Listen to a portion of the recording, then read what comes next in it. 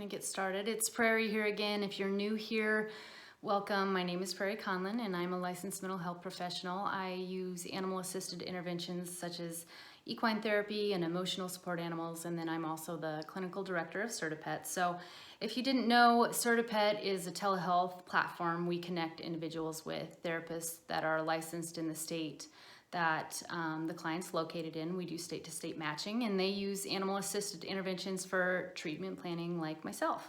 So I'm gonna get started. I'm gonna start popping in at least once a week to talk about the things that are going on based around the topic about animal-assisted interventions for therapy. So today we're gonna talk about a little football. Yes. I personally love football season. I like the fall. I like the cool air, the sounds, a hot dog, a cold brew. And specifically today, I wanted to talk about the San Francisco 49ers. So not only are they 5-0, they're ranked first in the NFC West, but they are the absolute first team to ever adopt an emotional support dog. So they recently went public with the adoption of Zoe. She's an adorable little Frenchie. She has a Instagram page, so go follow her there. And she's the team's ESA. So the 49ers, they've got a young coach, they've got a young quarterback, and they're trying new things on their offense and new things in their program to promote emotional well-being. And this is a big deal. You know, the team is recognizing that the world of pro sports it's a stressful environment and it can be taxing on your mental health. So, you know, they're on the road. They're often away from their families. Granted, it is a privileged lifestyle to be a professional athlete, but they're under a tremendous amount of pressure.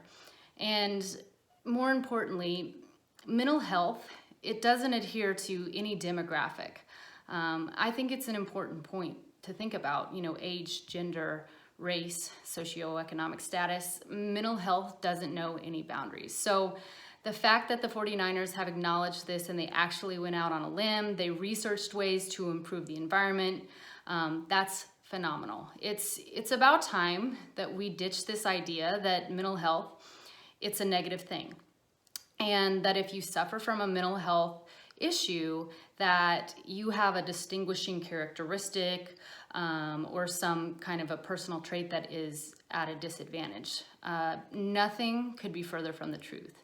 The false beliefs about mental illness, this can cause significant problems. Stigmas about mental health can lead to discrimination. It can cause reluctance to seek needed treatment.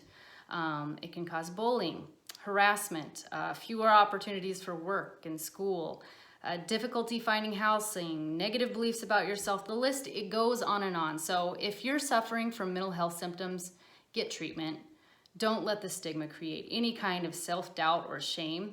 Don't isolate yourself. A note on that, an emotional support animal is a great way to combat the tendency to isolate yourself. So don't define yourself by your illness. Join a support group or a church or get help through family and friends. Just don't let the stigma prevent you from getting the help that you need. It really is time that we start speaking up about the fact that mental health symptoms are common.